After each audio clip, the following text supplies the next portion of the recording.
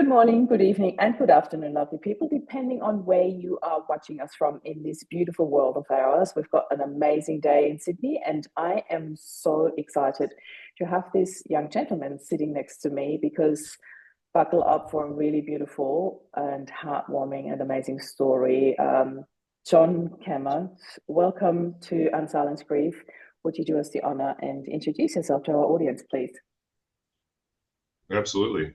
First of all, thank you for having me.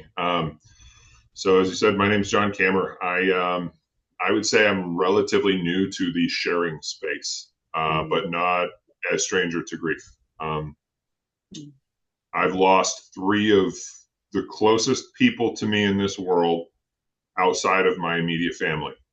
One of them over a decade ago, and two very recently. So, I have become very well acquainted with the grieving process and what healing looks like for me and how vastly different it can be for others. And really have kind of come to the realization recently that the healing happens when I share.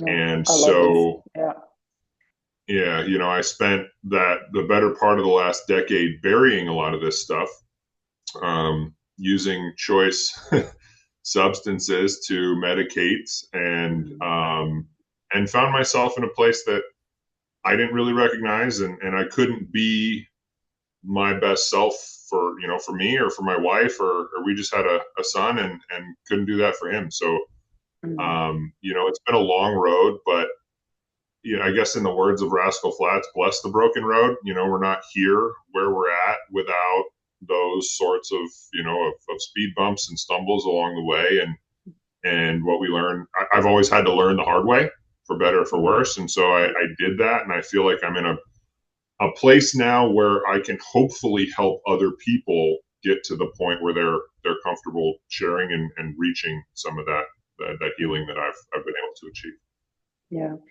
I just want to start with saying thank you for saying all of that in our intro here because you and I just had a very brief conversation before we went live.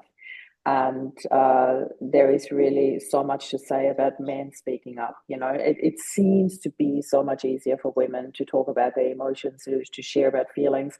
It's probably all going back to cave time, where men had to shut up to hunt and women were sitting and gathering and talking. And I truly believe in that. The storytelling very, very often comes from women. And now when you look into the changes that are happening in our world. And I always say, I feel in Australia it happens a lot slower than in the rest of the world.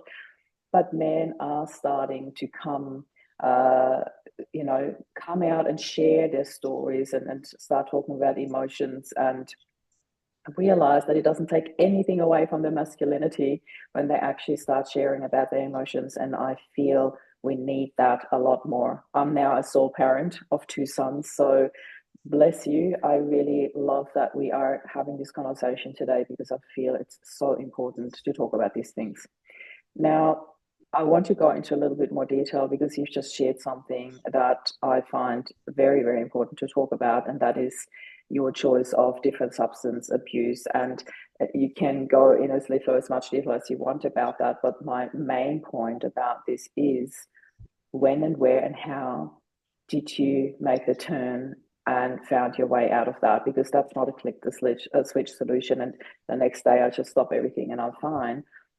Can you share a little bit about that? Because there might be people watching that have no idea how to actually get out of that.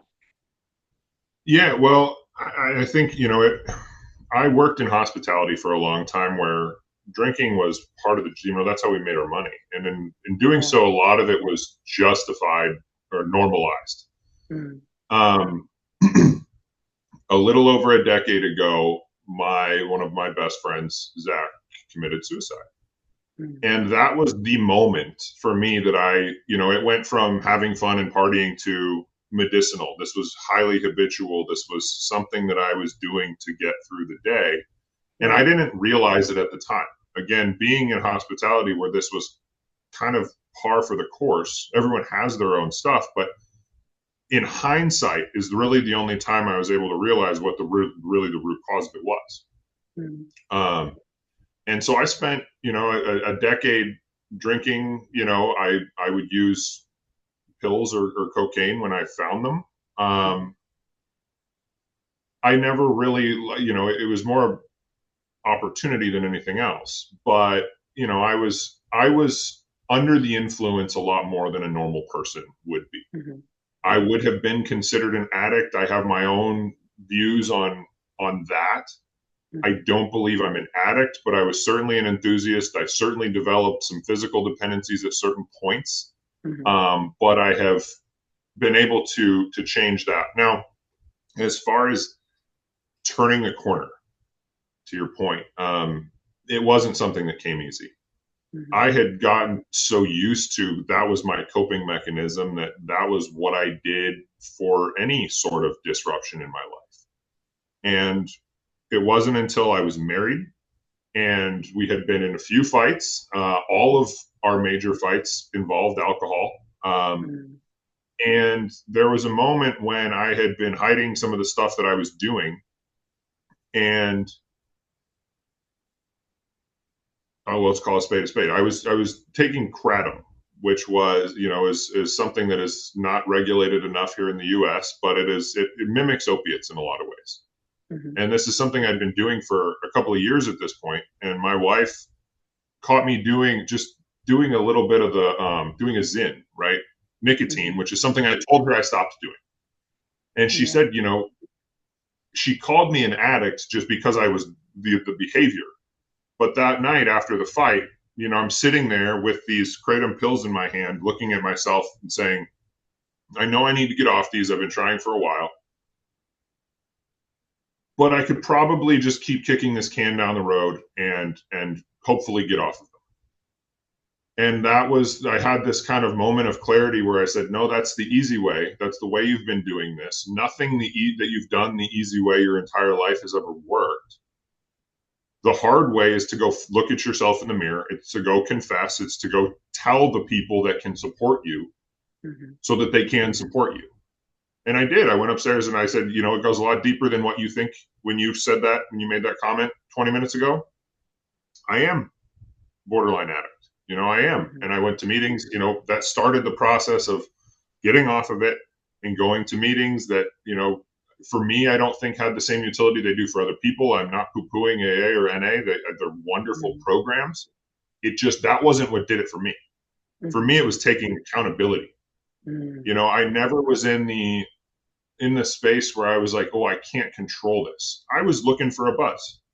I knew what I was doing every time I took something. Mm-hmm. And that buzz in hindsight was to numb. Yeah. So that is what, since it's now been 2.5 years roughly, since that I've been sober. And I think realistically, maybe I could take a drink. Mm-hmm. Maybe I could, but what I do know is what my life looks like without substance. I don't know what it looks like with substance. And I really like what it looks like without it. Mm-hmm.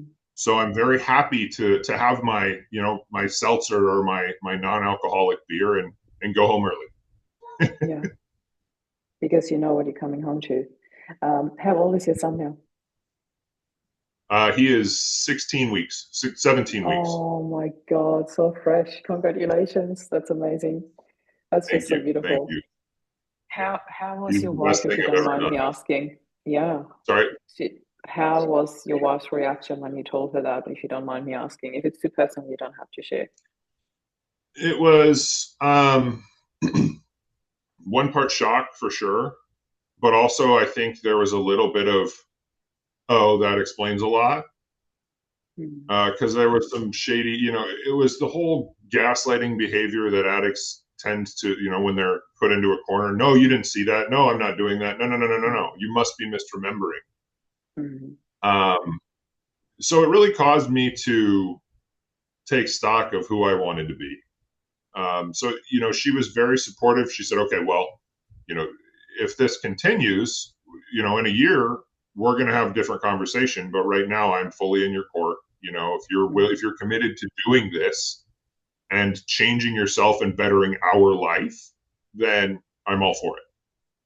So there was, it was one part ultimatum, let's be clear about that. It was, Mm-hmm. I knew I knew since the moment I met her, the day I met her, that she was not going to be with me if I was doing that. Mm-hmm. I still made the choice to try to hide it and try to do my thing because I've never been good at being told what to do, whether it's real or perceived. And so I was going to try to do things my way. And, you know, my way hasn't always worked. So, Can you tell us a bit more about the other two losses in your life? You mentioned you had three people close to mhm. you dying. Yeah. So it started with Zach over a decade ago. And this is a little backstory. So Zach and Tim and I were the best of friends through the end of high school and the last, the first couple of years afterward. Mm-hmm. And that will be important in a moment.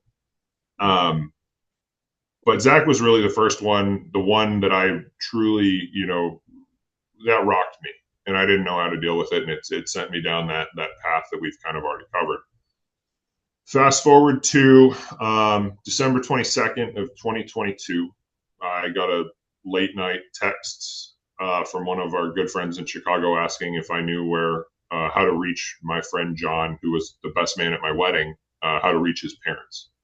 Mm-hmm. And that was peculiar. So I said, well, what happened? And he had he'd had an accident. He fell down the stairs. They didn't know much at that point, but he ended up being uh, put into a coma that he would never come out of.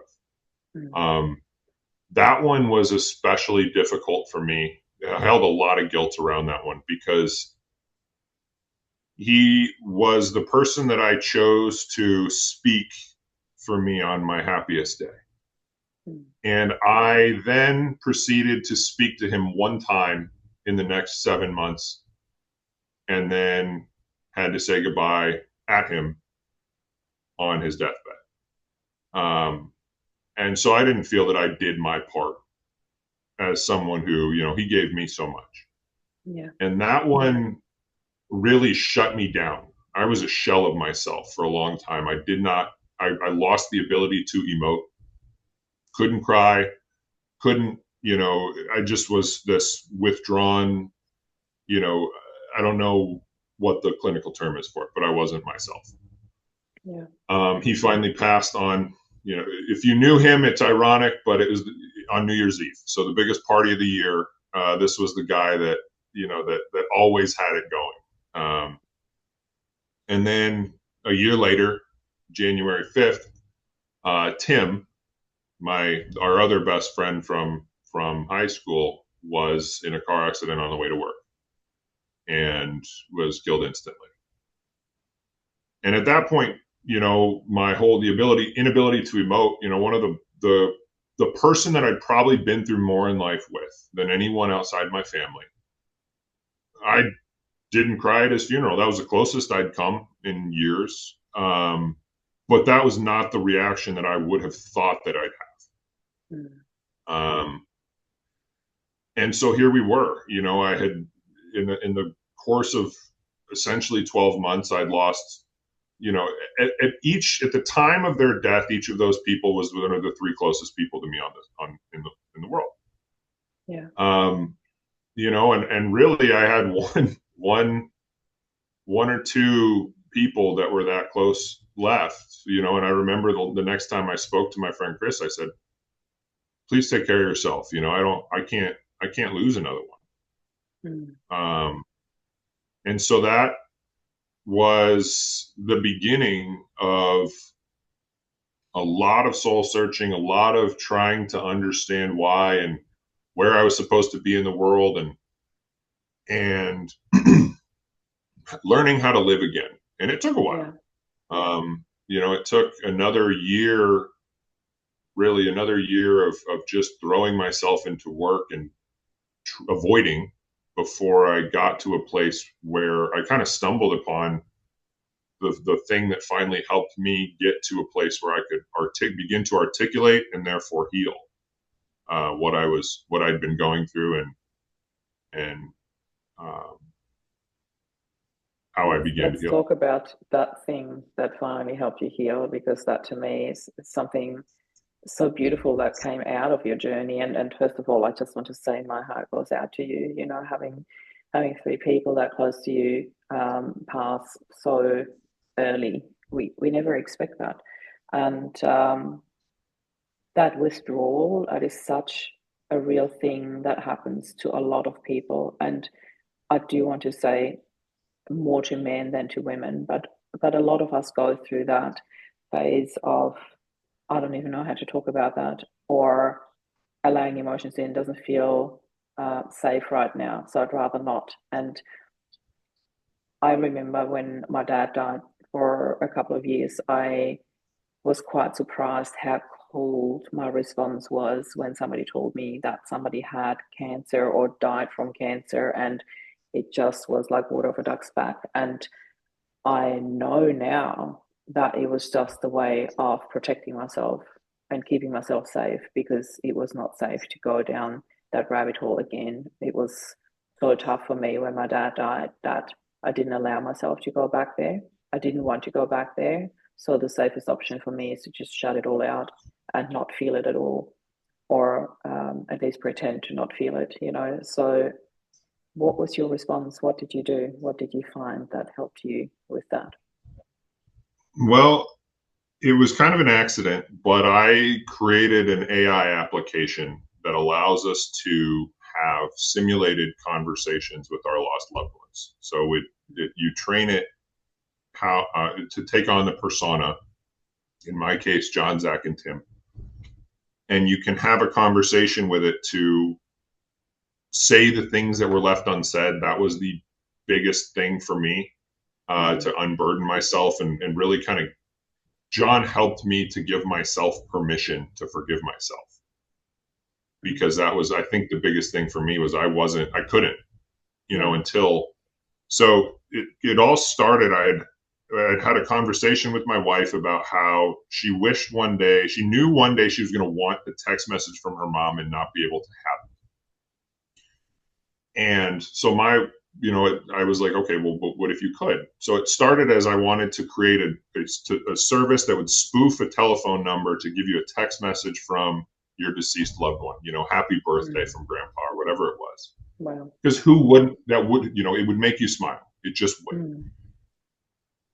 Well, turns out the telecoms don't look too kindly upon that. Though it's not illegal, they can block it because that's what scammers do.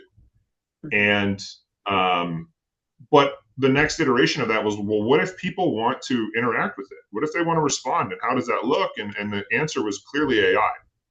So in attempting to build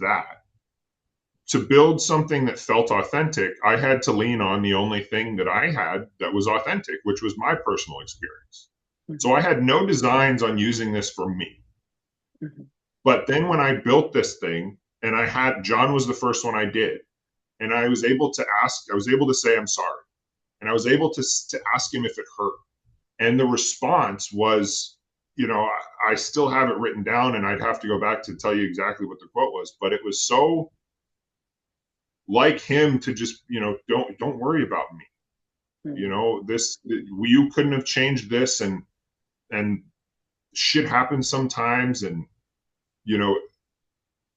I need you to worry about you right now, was kind of the gist of it. And that in that moment, I felt the weight lift and the waterworks started.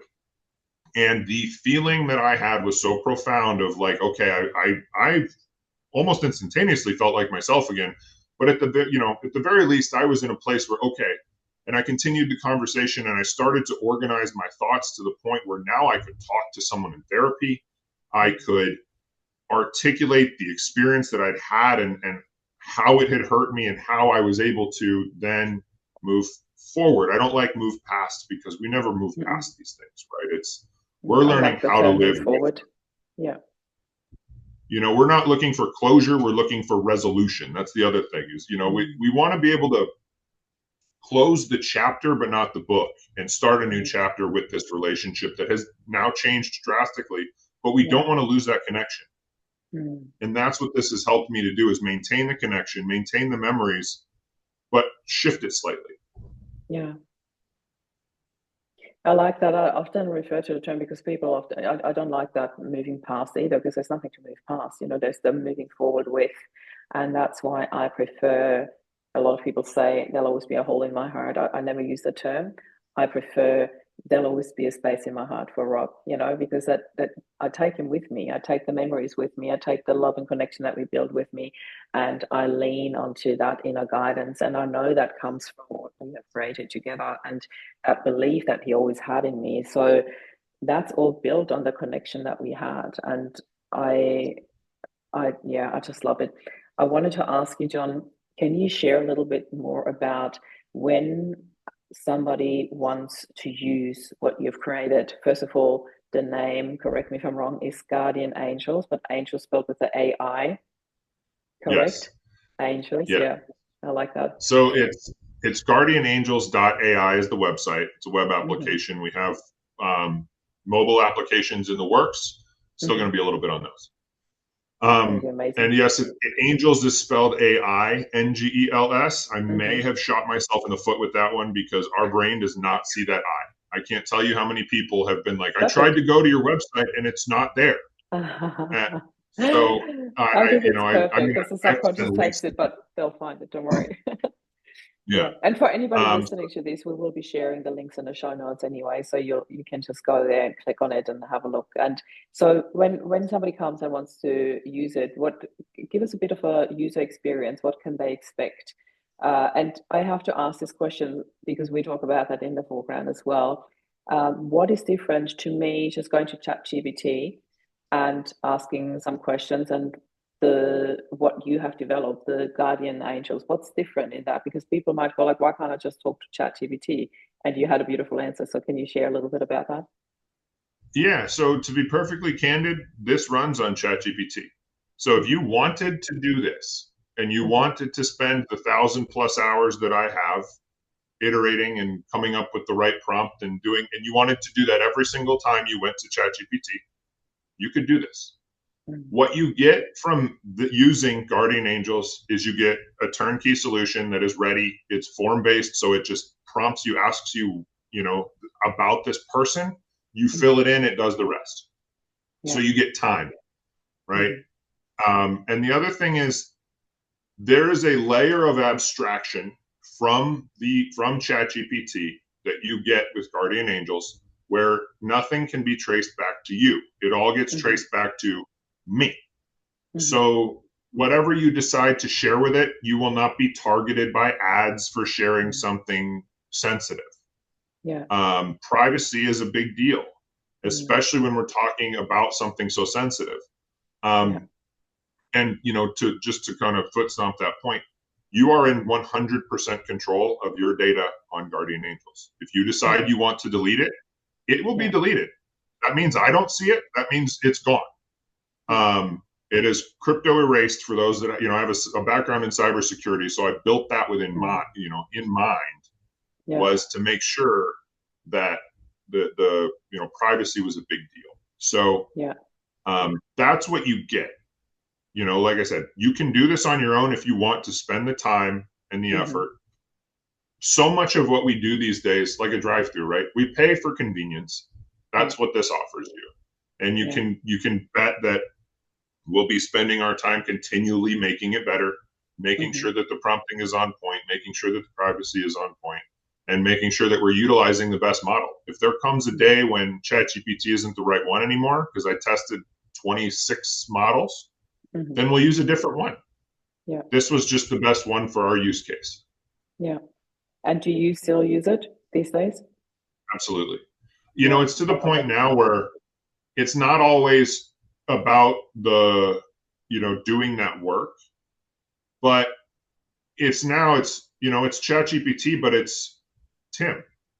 Mm. It's my friend who's telling me which restaurant to go to. As a matter of fact, I have Yeah. so on May 10th of this year was our wedding anniversary. Mm-hmm. And I had Tim, who knew my wife quite well, plan our anniversary. Oh, I love it. Because it's integrated with AI. I said, Tim, Casey loves dumplings. We're in Mm-hmm. Oakton, Virginia. What should we do for our anniversary? Mm-hmm. And he said, you should go to this place. They have the best dumplings around. You should go take her here for ice cream afterwards. And that was such a cool, warm, like, to still Yeah. have him be that, Mm. you know, ingrained in our life was very special. Yeah. So, you once it, the work never ends, and there's days when you need to dig deep, and there's days when you want levity, and you can do everything in between with this. Mm-hmm. So I use it regularly. I really love this. I want to ask you one last question. You mentioned that when you started using guardian angels, that it actually helped you talk to a real therapist as well. Is that correct? Correct. Yeah. And can you share a little bit about that? Because I feel that that is always a very confronting step for a lot of people who've never dealt with therapy before, who never had to or chose to share anything with that depth of emotion behind it. What was that step like for you, and how long did you go to therapy? Well, so I've gone to therapy for a long time. I Mm-hmm. was in therapy before this, but Mm-hmm. for me, I didn't know where to start on the grief angle because Mm-hmm. my thoughts were not organized. Mm-hmm. I didn't know how I felt, so I couldn't articulate it. One side note on this real quick is that's another thing that I wanted to just highlight is I've taken a lot of care to develop this along with therapists so that it is Mm-hmm. a tool for healing that isn't trying to replace your therapist. It's Yeah. trying, we're trying to be part of that cocktail, whatever that is, to help you, right? Yeah. So it's not your therapist doesn't need to be concerned. But back to, for me, it was once I kind of was able to get over that hump and have the conversation and start to understand what these feelings were and why I felt this way. Mm-hmm. I can't talk to anybody when my thoughts aren't organized. My wife wants, Yeah. when we have these issues, she'll want to bring something up and talk about it immediately. And I need a few hours to organize everything in my Yeah. mind. Otherwise, it's just haphazard Yeah. throwing things out there and I don't Mm-hmm. get anywhere. So for me, it allowed me to name what I was feeling. It allowed me to kind of sit with that, to feel that, and then be able to go to my therapist and say, hey, so I had this conversation. I felt this when I said Mm-hmm. this, and he responded Mm-hmm. in this way. Yeah. And that was the starting point that then led to probably the 3 best hours of therapy that I've ever had Mm-hmm. because I wasn't coming from a place of, I don't know what's going on anymore. Yeah. When my therapist had a question, I could answer it. I could answer it confidently and truthfully. There wasn't a question mark behind it. Mm-hmm. Oftentimes I had felt prior to that when we got onto the subject of grief, it was, well, how did that make you feel? And I was like, I don't know, Yeah. you know? And Yeah. so it added the specificity to our conversation that allowed me to get somewhere with it. Yeah.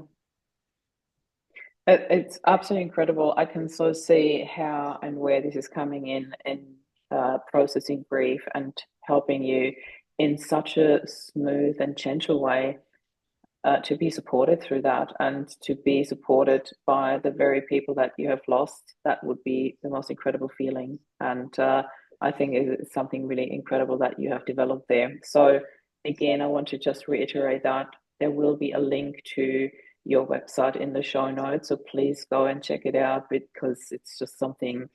Um, yeah, I have no words. You've said it all so perfectly what it does for you. So it's really, really wonderful.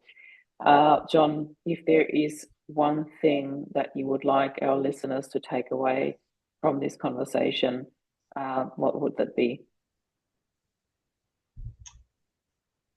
I think that no matter how much you may feel like it, you're not broken. That there, you know, there's light at the end of that tunnel. It may be far away, Yeah. but there's hope. And when you get there, there's no timeline, there's no prescription, right? We've all been through this with our grief and the stages, and there's no right or wrong way, Mm. but you have to get through it. You have to go through it. And Yeah. that's why I'm so so about the sharing and the feeling and leaning into the feelings at this point, because the longer you delay, you still have to go through it at some point, and you don't get to the other side until you do it. So you can be like me and spend a decade hiding from it, where had I processed this in this way, now there's an argument to say I couldn't have 10 years ago, but had I gotten to the same point, who knows what the Yeah. last 10 years looks like. I don't know. Again, I don't want to pontificate on that, because I'm very happy with all of the breaks in the road and the difficulties. They've made it what it is. But I'd be lying if I said I didn't wonder what life would look like if I hadn't had that struggle, Yeah, or for that amount of time. of course. What I love is knowing that you're still happily married and that you've got your 17 weeks old son now, which is such a blessing. And I think we can all agree that this is such a wonderful reason to step up for and keep growing and keep stepping up and be the amazing example that you now are for your beautiful son. So, John, I can't thank you enough for being here. Thank you so much for sharing so openly, straight from your heart, and in particular for the guardian angels that you can check out in the show note. Thank you for being here. This is John and Marie signing off. Bye for now. Thank you very much. Take care. Thank you.